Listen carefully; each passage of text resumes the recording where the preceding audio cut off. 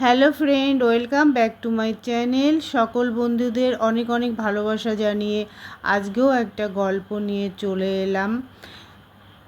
গল্পের নাম তৃষ্ণার্ত এক কাক ও জলের কলসি। গরমের এক দুপুর, একটা কাক গরমে ভীষণ ক্লান্ত হয়ে তৃষ্ণার্ত হয়ে জলের খোঁজ করছিল। হঠাৎ সে একটা জলের কলসি দেখতে পেল। তৃষ্ণা নিবারণের জন্য কলসির মুখে উড়ে এসে বসল। কলসির মধ্যে ঠোঁট ঢুকিয়ে দেখল জল আছে একেবারে কলসির নিচে। অনেক চেষ্টা করেও সে জলের নাগাল পেল না।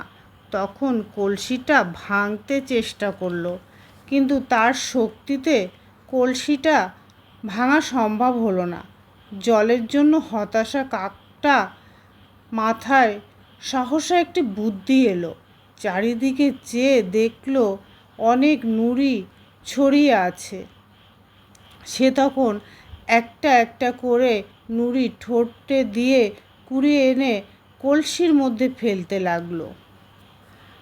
নুড়ি কলসিতে ফেলতে ফেলতে একসময় দেখল জল একেবারে কলসির মুখে উঠে এসেছে।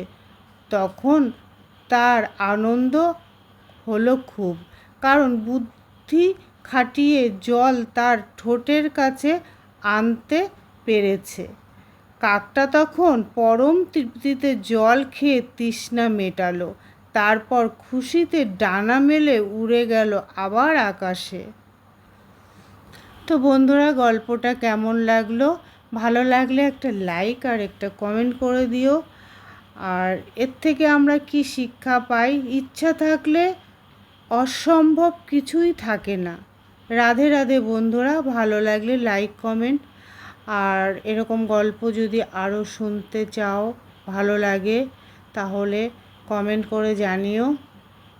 আর এই গল্পগুলো খুব ছোট্ট ছোট্ট গল্প, হিতোপদেশের গল্প বলি আমি। তোমাদের কেমন লাগে একটু কমেন্টে জানিও। রাধে রাধে।